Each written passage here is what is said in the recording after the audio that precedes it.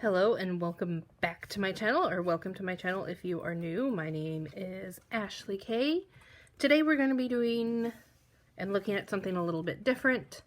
I keep a reading journal in addition to my daily creative journal, and I have not shown you this year's yet, so I want to kind of show you my reading journal and how I set it up for the year. And then kind of talk about why I changed from how I was doing it last year. So yeah, if that interests you, I encourage you to stick around until the end. I want to thank everyone who has been watching my videos recently. I really appreciate all of the support. And without any further ado, before I get into it, I just wanted to mention that this sticker came from Redbubble. I got the medium size, so it fits up a good portion of the front cover. And then on the inside, I have this little picture that from a John Green quote that someone made in one of my groups, and it just says, "Books, they weren't ladders out of the abyss, but they were companions." And I want to put that somewhere in the front cover, but I haven't decided yet. This is just kind of the front cover, and I put the words reading journal on stickers. This brown is a paper bag. And then I start straight in with my reading goals. So this is my reading goals page. So I have a goal of reading 40 books this year. I read 41 last year, and my goal was 36. So I have a feeling that I may read more than 40, but that's what it is. And then I also have some just other reading type goals. I want to read more international books. I want to read in the evenings with my husband. I want to start reading some of the books I own. I want to get back into an audiobook routine, and I've been able to keep that one up. The other ones, sometimes not so much. Anyway, and then the last one is to read some chapter books with my son this year. On this opposite page, I have a space for my favorites. The plan was to, hold on, this needs to be re-glued. Anyway, on this page, the plan was to do my favorite book from every month. So a favorite book from January, February, March. I have not done that because I haven't quite decided how I want to do that. Tracking my 40 books down here, I'm just keeping track the colors. So I've read 14 so far. The blue are audiobooks, the green are physical books. And if I were to read any digital books, I would use a different color, maybe a purple or a yellow. This is my bookshelf page. I think everybody has a bookshelf page in their reading journals. I got this print off from an Etsy store, and I just printed out 2 of them. There's many more than 40 books here, and I don't plan on using up all of them, but I have them just in case. And then I want to color in my books, but I haven't figured out how. Whether I want to do it by month, by genre, by star rating. If you have any thoughts on that, let me know. I don't know yet. And then my next few pages are of the reading challenges, the year-long reading challenges that I am doing. So I have a Goodreads and a Storygraph. I'll try to link them both below if you'd like to check them out. And I decided to be part of 3 challenges that are on the Storygraph. So the first one is the Ladies First Reading Challenge, and this is just for books that are written by women. So you've got all these different categories, and then you're supposed to read a book that fits with them. For example, the first one on the list is an award-winning book, and I chose Salt to the Sea. And so this is just a space for me to color when I have read it and then put the name of the book down. I have chosen most of these already on my Storygraph. In fact, here, let me bring that up and I can show you my Storygraph. So if you have not used Storygraph before, this is what Storygraph looks like. Sorry, I'm charging my book. My phone. And then right here, it's got my currently reading and some recommendations and my to read pile. And then if I click the little pie graph on the bottom, it takes me to see all of the books that I've read this month, and it pie charts them, which is awesome.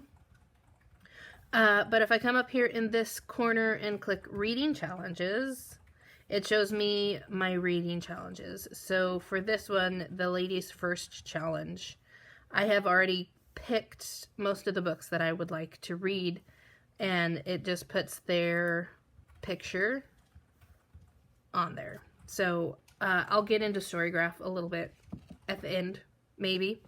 But that's my first challenge. And then my next two challenges are Storygraph Reads the World and then the Rad Reading Challenge.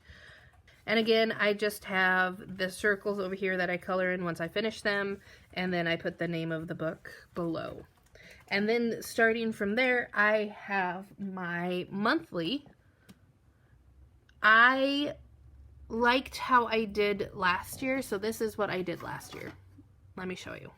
This is my little reading book last year. As you can see, it's a lot bigger, and I just kept track of my books read in this way. My bookshelf was sent to me by a pen pal that I have. There's my goal and my final count, and then I just kept like a paragraph. I printed off the pictures of the books covers and kept track of it that way. This year I wanted to do the same, but I kind of wanted to separate it more by month, so I had a visual. So this is my January cover page, and I was able to read 5 books. So I read Salt to the Sea. The next 2 books I read were nonfiction books, Trauma and Memory, and If You Tell. I highly recommend Trauma and Memory, though I'm currently reading The Body Keeps the Score, and I feel like that one might be a little more in-depth and useful than this one. Anyway. And then I read Beyond Behaviors. If you are an educator or anyone who works with children, you should read this book. And American Dirt was the last one I read for January. And then I'll give you a little peek into February. This is my February page. I don't love it as much as I love the January page, but I'm not sure what to do for it. I do have these little monthly calendars, I guess, I got from the Dollar Tree. It came in a pack with these and then some notepads. Anyway, so I use that, and I'm just ticking off the days that I have read, either audiobook or a physical book, and I go with that. And then I did The Glass Castle, was my first book in February. I like to write down the dates that I started, and then the date that I finished it, and then the stars that I gave it. In January, I actually just wrote out the stars. Like if I gave it 4 stars, I put the 4. But I really wanted to denote half stars because I feel like half stars are more fair. So that's how I did that. And then I print off a bigger picture of the book covers. And then I have also read Baby Teeth and How to Be Less Stupid About Race, Waterfall Effect, The River Has Teeth, The Care and Feeding of Ravenously Hungry Girls, American Brujeria. I have not had a moment where I made myself sit down and write about these books yet, but that'll be coming. I finished Labyrinth, which was interesting, Arsenic and Adobo, and then I have already finished this It Is Wood, It Is Stone. I'm partially through The Body Keeps the Score, and then I finished an additional one that I have not yet printed out. So that is my reading journal for this year. And then I kind of want to talk about why I changed things up and why I have the pages that I do. If that's all you wanted to do was see the flip's done. last year was kind of a busy year for me with teaching and everything, and so I did not want to put the stress on me to do any sort of challenge more than just read a set amount of books, the 36 books. This year, I decided to up it and do these reading challenges from these Storygraph reading challenges because I felt like it was time for me to stretch myself as a reader. And so these are really asking me to read some different books, like a first in a series. I never read series. I always read standalone books. An anthology featuring women. I don't read anthologies. I never grab them. I have gotten more into nonfiction books over the last few books. A current bestseller, all the books I usually read are a little bit older. So I felt like it was time for me to start challenging myself in reading.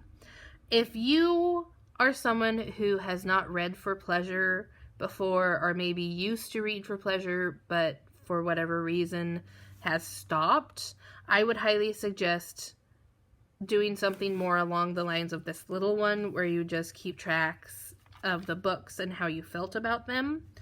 Or even instead of doing a journal like this, maybe you just download Storygraph. Storygraph is kind of a Goodreads, I guess, competitor, you could say, but it does a whole lot more than Goodreads does. And if you are just starting after a big slump, I would definitely suggest just coming and doing a digital keeping track of things. If you have already been doing this and you have practiced this and you are ready for the next step, then I would suggest doing a little more of a challenging reading journal.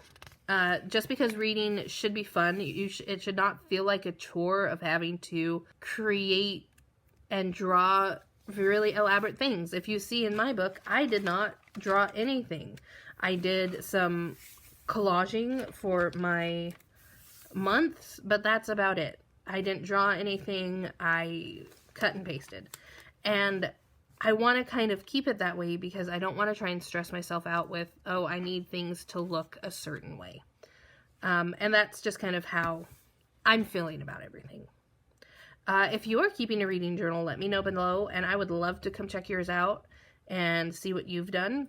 I would like to invite you to subscribe and keep up if you enjoy kind of book reviews, if you'd like me to add kind of this journaling into my normal rotation of what I post on YouTube, let me know and I will get those up a little bit more often. Please let me know down below how you enjoyed this and any questions you might have.